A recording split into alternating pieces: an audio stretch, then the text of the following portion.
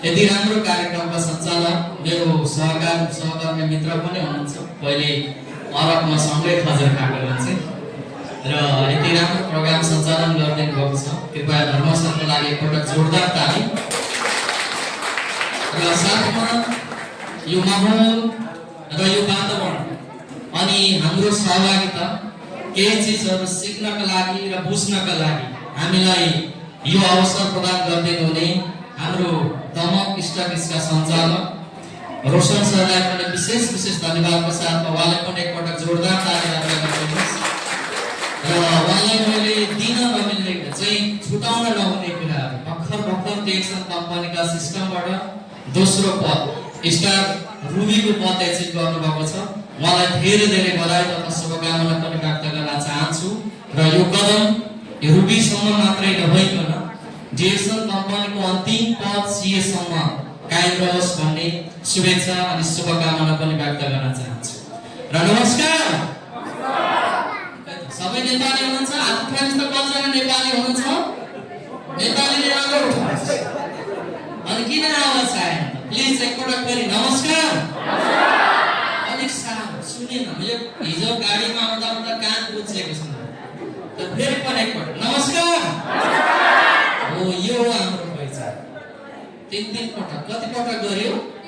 3 पटक। काउन्ट गर्नुहोस् है पक्कै पनि। यो काउन्ट चाहिँ नबिर्सिनुहोस् ल। पूर्वको दमकमा धुलै उडाउँदा भनेर आएको हो, तर हामी आउनुभन्दा अगाडि पानी परेछ, सबै धुलो हटेरै आएको छ। एउटा साह्रै दुःखको कुरा। र सम्भवतः समय दमक र यहाँ रहेका जति पनि डिएक्सन प्रेमी महानुभावहरू हुनुहुन्छ, यहाँले डिएक्सन कम्पनीका उत्पादन सिस्टम र हरेक कुराहरू बुझाउनका लागि र सिकाउनका लागि समय दिएरै आएको र त्यही अनुसार आज राति 8-10 बजेको टिकट चाहिँ हामीले काटेका थियौँ। सम्भवतः भाग्यले साथ दिएर हो कि के हो, अलिकति अगाडि 7 बजे नै फ्लाइट चाहिँ उड्नु पर्ने भएकोले गर्दाखेरि यहाँलाई भनेअनुसारको समय हामीले प्रदान गर्न सक्दैनौँ होला। त्यसको लागि क्षमा पनि चाहन्छौँ भन्दै जति पनि नयाँ आगन्तुक मित्रहरू हुनुहुन्छ यहाँको लागि मेरो छोटो परिचय। म पुष्प चामलिङ राई, घर यही मास्तिर धनकुटा हो र विगत लामो समयसम्म साउदी अरबमा बसेँ। साउदी अरबबाटै डिएक्सन कम्पनीका सिस्टमहरू मैले पाएँ र यसका सिस्टमहरू यसका उत्पादनहरू खाँदै गर्दाखेरि प्रयोग गर्दै गर्दाखेरि आज यो स्थानसम्म आउनको लागि यो कम्पनीले मलाई सपोर्ट गर्दैको छ। त्यसको लागि यो कम्पनीको फाउन्डर डाक्टर लिम्सोजिनको लागि पनि प्लिज एकपटक जोरदार ताली बजाउनुहोस्। र हामी पक्कै पनि केही चिजहरू सिक्नका लागि आएका छौँ, केही चिजहरू बुझ्नका लागि आएका छौँ र सिकेको र बुझेका कुराहरू वास्तविक आफ्नो जीवनमा लागू गर्नका लागि हामी आएका छौँ। तसर्थ यहाँले मोहल्ला नगरिकन इमानदारीपूर्वक 10 दिन हुनका लागि पनि आग्रह गर्न चाहन्छु। सम्भवतः हामी नेपाली हौँ, यति ज्ञानी छौँ, यति बुझाकी छौँ, हामीले भनिराख्नै पर्दैन। हाम्रो उद्घोषकले, हाम्रो कार्यक्रम सञ्चालकज्यूले मोबाइल फोनलाई साइलेन्ट गरिदिनु भने अघि भनिसक्नु भएको छ। सम्भवतः हामीले सुनेर भए पनि नसुनेर भए पनि जानेर बुझेर अगाडि नै साइलेन्ट गरेका छौँ होला भन्ने आशा र अपेक्षा पनि लिएको छु।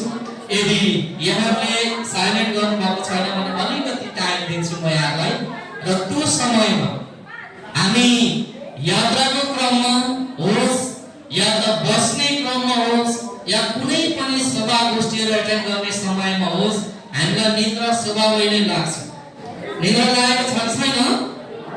छैन? यदि निद्रा लागिहाल्यो भने पनि तपाईलाई सुत्ने अधिकार 100% छ। 100% तपाई सुत्न पाउनुहुन्छ र सक्नुहुन्छ, तर एउटा शर्त, घुर्न चाहिँ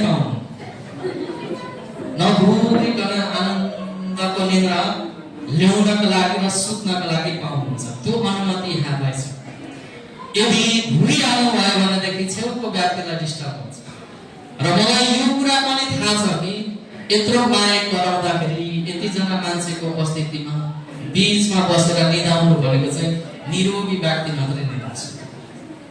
रोगी व्यक्तिलाई कहाँ निद्रा लाग्छ? लाग्दैन। त्यो भएकोले गर्दाखेरि निरोगी हुनुहुन्छ भन्ने आशा पनि राख्छु र खुसी पनि व्यक्त गर्दै मेरो आफ्नो कार्यक्रमलाई अगाडि बढाउने तयारीमा जुटे। लगभग अङ्कको हिसाबमा भन्दाखेरि 60 मिनेट। Good morning. 60 मिनेट सुन्दै हुनुहुन्छ? पछाडि आवाज आएको छ? सानो राइकेटको बिचमा त्यही मास्तिर जाने भन्न यो चाहिँ अग्लो बनाइदिएको रहेछ स्टेज, न त म यही हराउँथे पनि होला। यता पनि आवाज आइरहेको छ? लगभग अङ्कको हिसाबमा 1 घण्टाको समय अवधि यहाँको लिन्छु। तयार हुनुहुन्छ कि लामो भयो? छैन? बाख्रा चराउन जान त छैन नि, गाई चराउन जान छ। अनि हाम्रो नेपालीको बानी अलिकति उल्टो छ, ढिलो आउने छिटो जाने। मनमा हतार कौतूहलता जाग्छ क्या, आउँदा ढिलो आउने जाँदा छिटै जानु पाए हुन्थ्यो जस्तो लाग्छ। त्यो भएकोले गर्दाखेरि त्यो कौतूहलता अर्थात् त्यो जिज्ञासा चाहिँ यहाँले मनमा नराखिकन पुनः एकपटक सपोर्ट गर्नुहोस्। Good morning reaction. Good morning.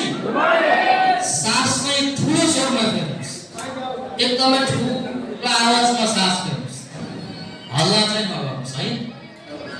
ज्ञान हुनुहुन्छ? कहाँ बज्यो गीत बज्यो? म नाचौँ कि क्लास दिउँ? Good morning. ल, यदि यहाँले टिप्ने चिज केही चिज लेख्ने चिज ल्याउनु भएको छ भने लेख्नुहोस्, छैन भनेदेखि राम्रोसँगले सुन्नुहोस्। र फर्स्ट टाइम पहिलो पटक यो हलमा यो कार्यक्रममा उपस्थित हुने कतिजना हुनुहुन्छ? हात उठाइदिनुहोस् प्लिज एकपटक। पहिलो पटक। ओके, धेरै धन्यवाद। पुराना मित्रहरूले उहाँलाई जोरदार तालीले स्वागत गर्नुहोस्। र यो 2 बजेतिर गुड मर्निङ भन्दा किन कम आवाज आयो भन्ने कुरा अहिले थाहा भने मलाई, र यहाँले थाहा पनि गर्नु होला। मैले 3 पटक नमस्कार गरेँ कि गरिन? गर्नुभयो?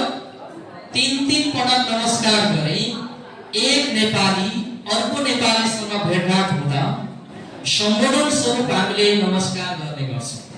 त्यस्तै डिएक्सन कम्पनी संसारको 190+ राष्ट्रमा फैलिएको छ। त्यतिवै देशका डिएक्सन कम्पनीका सिस्टममा आबद्ध भएको व्यक्तिहरूलाई एकले अर्कामाझ भेटघाट हुँदाखेरि हामीले नेपाली भेटघाट हुँदा जुन हिसाबले सम्बोधन स्वरूप नमस्कार गर्यौं, त्यही हिसाबले डिएक्सन प्रेमीहरूको भेटमा चाहिँ गुड मर्निङ डिएक्सनले सम्बोधन गर्छौँ। तसर्थ अन्यथा नमानिकन बिहान होस्, मध्याह्न होस्, साँझ होस् या त मध्यरात होस्, जुनसुकै समय अवधिमा भए तापनि आफ्नो जीवनको बिहानीलाई टार्गेट गरेर गुड मर्निङले सम्बोधन गरेको रहेछ भनेर चाहिँ बुझिदिनुको लागि पनि आग्रह गर्दै यहाँ माझबाट पुनः एकपटक जति सक्नुहुन्छ त्यति नै बोल्दै सपोर्ट मागे। Good morning reaction.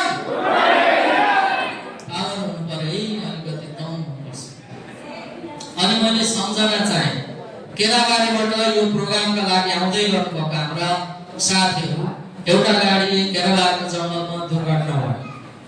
ध्यान दिएर सुन्नुहोस्, सम्भवतः टिफरका कारणले गर्दाखेरि दुर्घटना भयो, टिफर पल्ट्यो, उहाँलाई केही पनि भएन, सामान्य हिसाबमा त्यो गाडीमा हल्का क्षति मात्रै पुग्यो र उहाँ यहाँसम्म आउन सक्नु भएन। त्यसको लागि एकदमै धेरै क्षमा पनि चाहन्छु, किनकि उहाँको चाहनालाई चाहिँ आज दुर्भाग्यवश निकै ठुलो दशाबाट चाहिँ बस्नु भएको छ।